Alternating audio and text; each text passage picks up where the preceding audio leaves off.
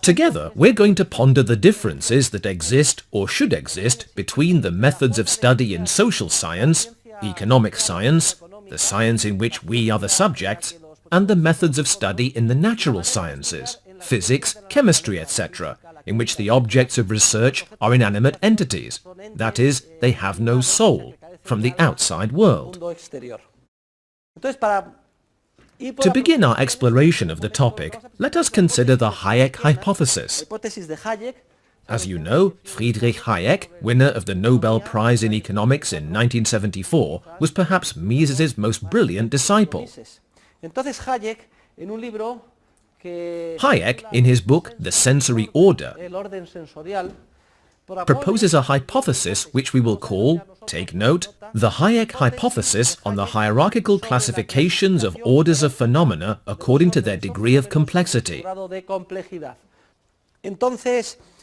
To better illustrate and explain the Hayek hypothesis, I'm going to introduce this triangle, this inverted pyramid, which is divided according to degree of complexity. The vertex at the bottom, you see, degree of complexity, refers to phenomena which are relatively less complex, thus the minus sign, relatively less complex phenomena.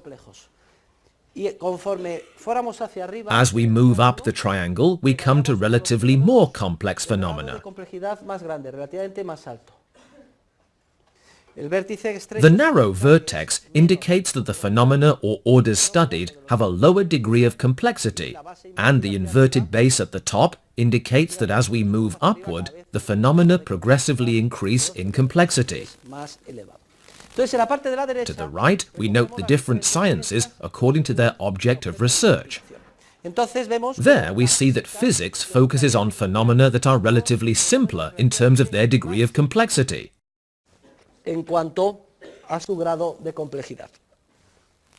Another science examines phenomena similar to those studied in physics, but with a somewhat higher degree of complexity.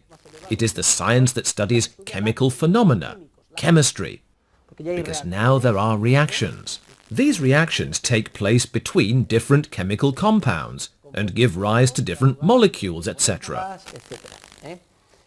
We could even make a leap in the degree of complexity and analyze different organs. For example, a human or bovine liver or a brain, from the viewpoint of a biologist, as objects of study or research in biology.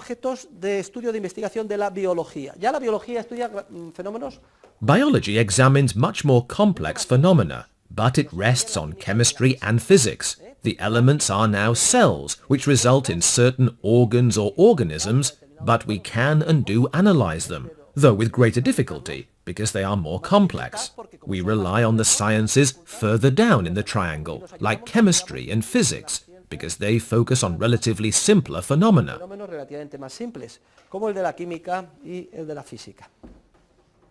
Now we take a qualitative leap and begin to study phenomena that are far more complex. The phenomena we have considered up to now, the ones which I have mentioned and which physics, chemistry, biology and the natural sciences in general focus on, we will refer to as World 1 phenomena, so that we understand among ourselves that we are referring to the relatively simpler phenomena, though they are of varying degrees of complexity, which natural scientists study.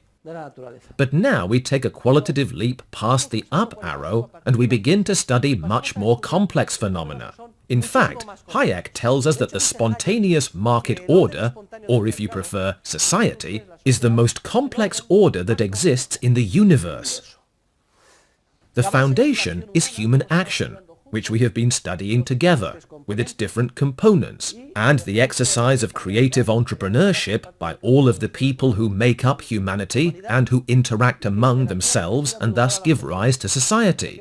Society is an extremely complex network of human interactions. We defined it the other day. Such interactions basically consist of exchange relationships fueled by the creativity of entrepreneurship, which constantly creates, transmits, and coordinates. It creates and transmits information. It coordinates the maladjusted behavior of human beings, and it does so in a competitive manner. All of this results in the boundless multiplication of life, understood as an ever greater number of human beings who enjoy an ever higher quality of life. That limitless expansion, the social Big Bang I was telling you about, well, the study of those phenomena would pertain to World 2. It is possible to imagine even more complex orders. We'll leave the possibility of them open, but we won't discuss them now. Still, we can imagine the existence of an order that is much more complex than the most complex order we can conceive of, which is that of society. I have called this higher order the Supreme Order. You can label it God if you want to. In any case, it is the order of a world that is far beyond us. We'll call it World 3, and leave it at that hypothetical description. At this point, now that we have introduced our diagram, we are ready to consider the hypothesis Hayek proposes in his book, The Sensory Order.